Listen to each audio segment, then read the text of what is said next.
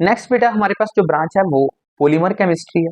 अब polymer chemistry बेटा एक न्यू एडिशन है, पुराने सिलेबस में ये नहीं थी।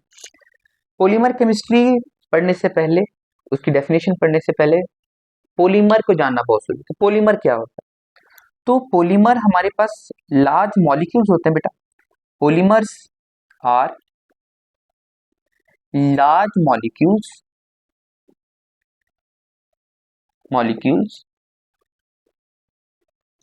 large molecules made by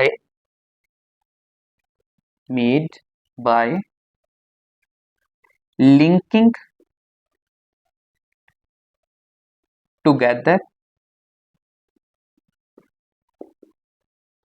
a series of building blocks।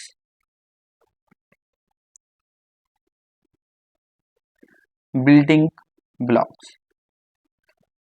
अब बेटे इसका कहने का मतलब ये है कि बड़े बड़े मॉलिक्यूल्स का बनना छोटे छोटे जो मॉलिक्यूल्स हैं उनके उनसे मिलकर, बिल्डिंग ब्लॉक्स का मतलब एक बिल्डिंग है जो कि छोटे छोटे ब्लॉक से मिलकर बनी हुई है। छोटे छोटे ब्लॉक हैं, ईंटें हैं, उनसे मिलकर बड़ी बिल्डिंग तैयार हो जाती है। इसी तरह जो छोटे छोटे मॉलिक्यूल्स होते हैं उनके मिलने से एक बड़ा मॉलिक्यूल, जाइंट मॉलिक्यूल जो बन जाते हैं, वो हमारे पास पॉलीमर्स होते हैं।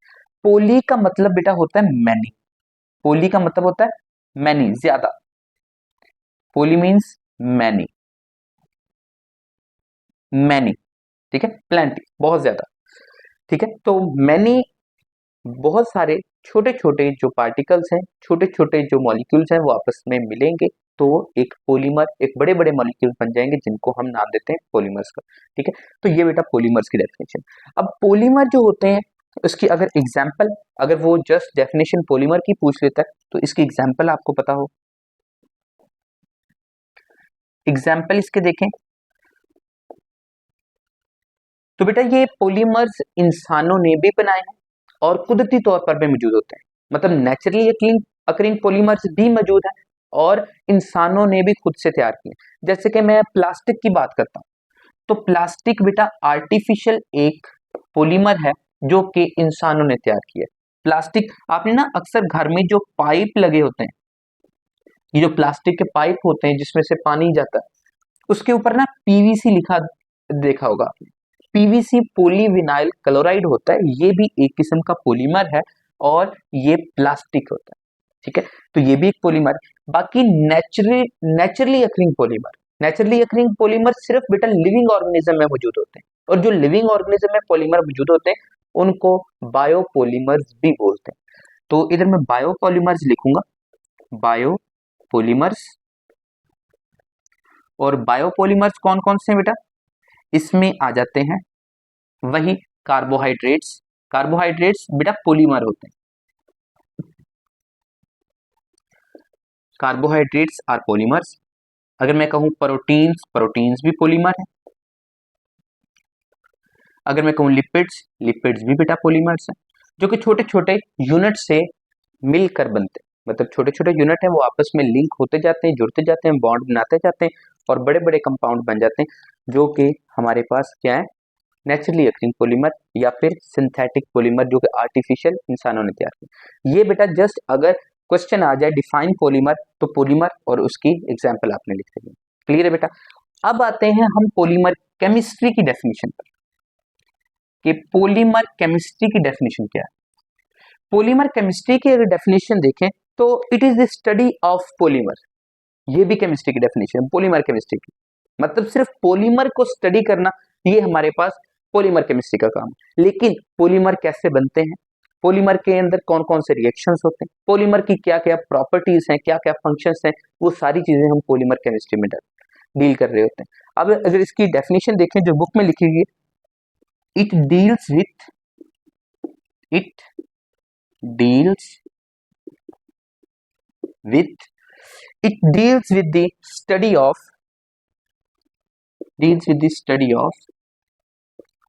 properties, प्रॉपर्टीज की स्टडी। इसके अलावा इसमें आ जाती है बेटा स्ट्रक्चर, सिंथेसिस, सिंथेसिस और किस चीज की synthesis, polymers of polymers,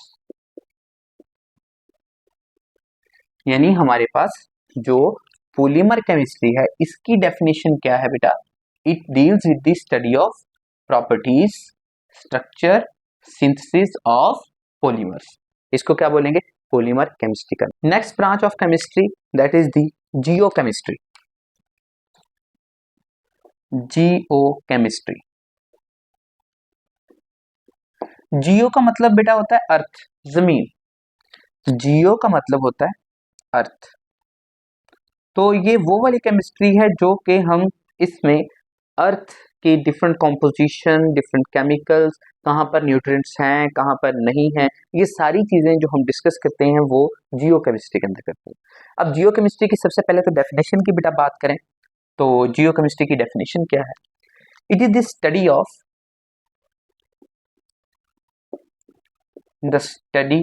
of chemical composition, the study of chemical composition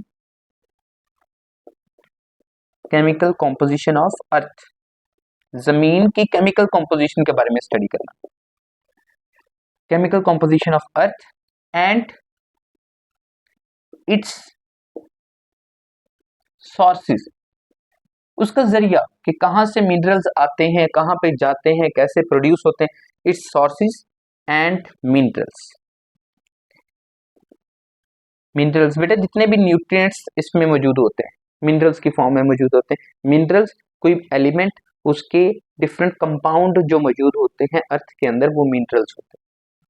iron भी मिनरल्स फॉर्म में पाया जाता है, या अदर जो एलिमेंट्स होते हैं वो मिनरल्स फॉर्म में मौजूद होते, अकेले नहीं मौजूद होते। मतलब मैं अगर कहूँ ना कि आयरन मौजूद है अर्थ के अंदर तो सिर्फ आयरन ही है, ऐसा नहीं है, मिनरल्स की फॉर्म में होते हैं, आयरन के साथ दूसरे भी कंपाउंड होते हैं जी। तो ये बेटा जियोकेमिस्ट्री की definition, the study of chemical composition of earth and it's sources and minerals, this is called geochemistry. अच्छा, अब इसमें बेटा स्कोप आ जाता है या इसमें डिफरेंट यूजेस आ जाते हैं कि जियोकेमिस्ट्री को कहाँ कहाँ हम यूज करते हैं। तो यूजेस किस किस के लिए यूज करते हैं हम जियोकेमिस्ट्री को, तो इसमें डिफरेंट प्रोसेस है बेटा। फर्स्ट प्रोसेस इसमें mineral exploration, mineral exploration, exploration, explore करना, दरियाफ्त करना, फाइंड करना। तो मिनरल एक्सप्लोरेशन कहां कहां पर मिनरल्स मौजूद है ये पता चलाना, ये भी हम इसी केमिस्ट्री में पढ़ते हैं, मिनरल एक्सप्लोरेशन। उसके बाद बेटा इसका जो दूसरा यूज है वो है geochemical mapping, geochemical mapping. Mapping बेटा करना केमिकल्स के लिहाज से कि केमिकल्स की ट्रेवलिंग कहां कहां से हो रही है और कौन से रास्ते से आ रहे हैं, ये जो रॉक्स हैं, पहाड़ हैं, वहां से जो बर्फ पिघलती है वहां से आ रहे हैं, कहां से आ रहे हैं, तो ये एक मैपिंग डिजाइन करना। उसके बाद बेटा इन्वायरमेंटल मॉनिटरिंग,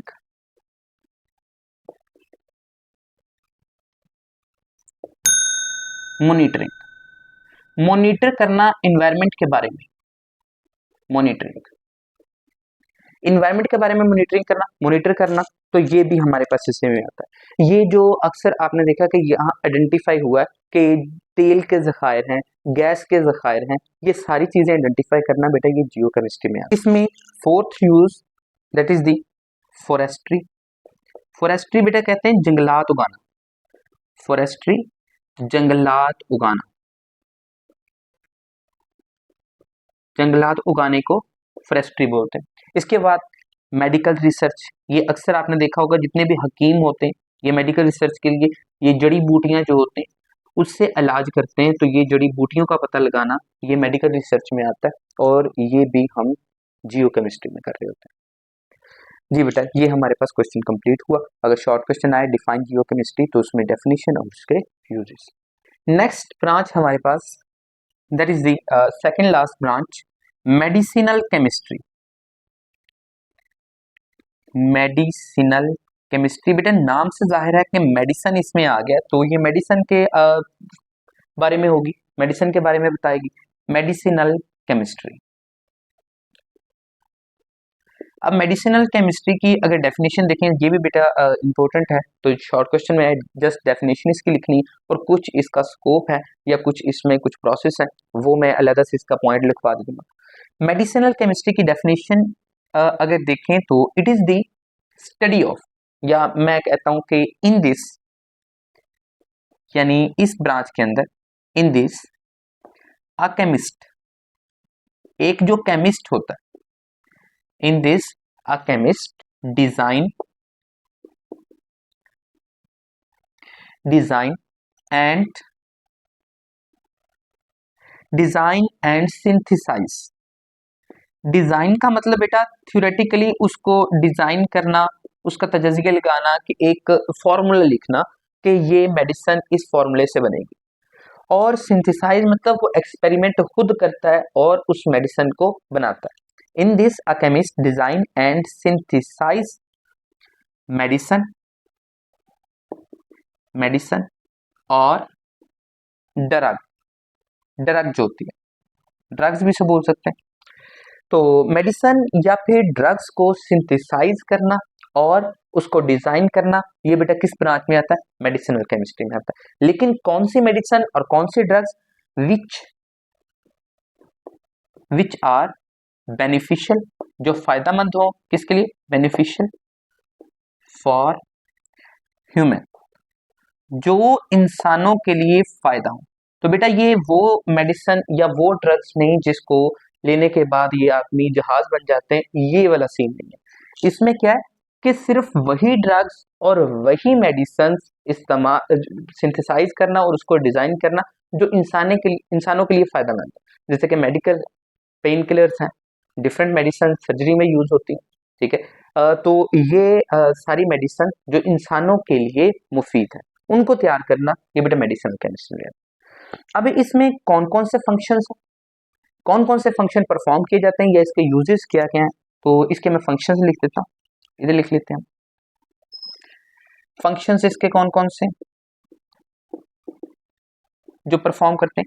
पहला बेटा इसमें जो फंक्शन जो रोल प्ले किया जाता है, that is the discovery, discover करना कि कैसे बनेगी ये मेडिसिन, या फिर इसको बनाने के लिए जो रिक्वायर्ड मटेरियल है वो कहाँ से आएगा। उसके बाद डिलीवरी, डिलीवर करना उसको, डिलीवरी के बाद उसमें एब्जॉर्प्शन मैकेनिज्म देखना कि उसका एब्जॉर्प्शन मैकेनिज्म कितना है, अगर इंसान यूज करते हैं, कंज्यूम करते हैं, तो वो कितनी देर में एब्जॉर्ब होगी। देन इसमें बेटा आ जाता है मेटाबॉलिज्म, कि अगर वो इंसान खाता है मेडिसिन तो उसमें मेटाबॉलिज्म का क्या रोल होगा, वो जल्दी डाइजेस्ट हो जाएगी या देर पर होगी, या उसकी क्वांटिटी ज्यादा है, ओवरडोज है, लेस डोज है। तो ये हमारे पास सारे के सारे इसके फंक्शंस आ जाते हैं। ये इसमें फंक्शंस हैं, और फंक्शंस कौन कौन से? डिस्कवरी करना, डिलीवरी, एब्जॉर्प्शन, मेटाबॉलिज्म, ये चार इसके फंक्शंस हैं। अगर शॉर्ट क्वेश्चन आ जाए तो मेडिसिनल केमिस्ट्री की डेफिनेशन और इसके साथ उसके function. Last branch of chemistry यानी 11th ब्रांच ऑफ केमिस्ट्री जो हम पढ़ने जा रहे हैं, दैट इज द एस्ट्रोकेमिस्ट्री। एस्ट्रोकेमिस्ट्री के नाम से बेटा ये एस्ट्रोनॉट आपको पता होगा। एस्ट्रोनॉट ये जो खलाई मखलूक होती है, ये जो स्पेस में रहकर रिसर्च करते हैं, वो एस्ट्रोनॉट्स होते हैं। और एस्ट्रोनॉट किस चीज को स्टडी करते हैं, वो किस फील्ड के जरिए स्टडी करते हैं, वो एस्ट्रोकेमिस्ट्री है। अगर एस्ट्रोकेमिस्ट्री की डेफिनेशन को देखें तो it is the study of, it is the study of molecules, molecules and ions, molecules and ions. Molecules हमारे पास बेटा कोई भी जो स्टेबल चीज होती है, स्टेबल मॉलिक्यूल एलिमेंट्स होते हैं। आइंस जिन पर चार्जेस होते हैं, पॉजिटिव या नेगेटिव चार्जेस, तो वो भी स्पेस में मौजूद होते हैं। Study of molecules and ions occurring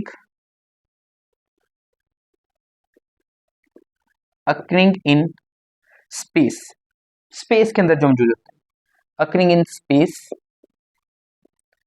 space and Interstellar, Interstellar. ये बेटा इंटरस्टेलर का लफ्जी मतलब होता है तारों के दरमियान, इंटरस्टेलर का मतलब क्या होता है? तारों के दरमियान,